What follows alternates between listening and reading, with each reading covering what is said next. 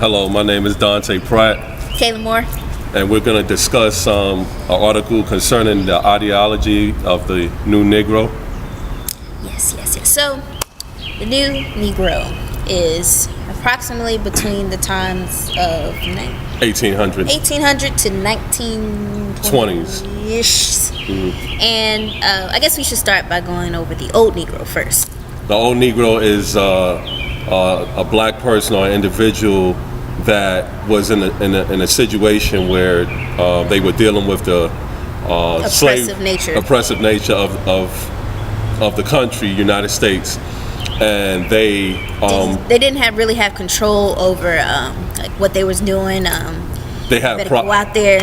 Yeah, they developed like a pride of they had pride in themselves, but it was a way for them to deal with the situation that was going on. Mm-hmm. They didn't make any changes or try to make any uprising or anything. And then eventually, over time, there came people that we call the New Negro, who, even though situations was comfortable to the Old Negro, it wasn't comfortable to the New Negro. So the New Negro started to develop like a different ideology where they started to oppose what was going on in those days, like the unfairness, like in terms of like if you go to buy food from a fast food joint, you would have to go to the back or drink from a different water fountain and stuff like that. So the New Negro didn't want to deal with that. They started to think outside of the box and groupthink and coming together. Harlem was kind of like the central location for doing this, where we all just came together and was like, hey, we're tired of this, we want to do our own thing. So you had your black arts, you had your black music. An example of an Old Negro would be like the Mammies from Gone with the Wind, or the Sambos, Uncle Tom. So with the New Negro, it's kind of like the W.E.B. Du Bois and the Langston Hughes and a lot of other singers and stuff like that, like James Brown and people like that, because as we know, James Brown had his own way of doing things. He changed the music industry and stuff like that. And then going towards more modern times, you would have people like Michael Jackson, who also changed the music industry in terms of video making and stuff like that. But all these people came together at one point in Harlem and other places too, and they started to develop their own think tank and their own way of doing things.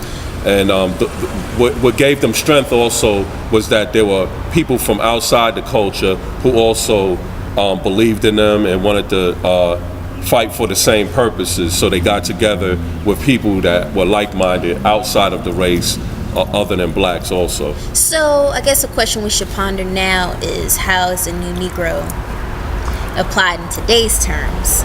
And I think some of the things that we came up with is that, unlike the New Negroes in the old days, this day and age is kind of like you have niches of groupthink. Yeah, pockets. It's not all together like it was before. Right. And that could be due to people getting comfortable, or the climate. Maybe we feel like we've we've got some progress, and now it's kind of like, okay, we can chill out now. Chill. We don't have to do too much more fighting anything. Like too much more fighting. And you can kind of see that with how the music is nowadays. Back in the day, you used to have like the 80s and the 90s used to be the more uplifting stuff, and now you got the drug and the gang banging like and lack of respect for females and stuff like that.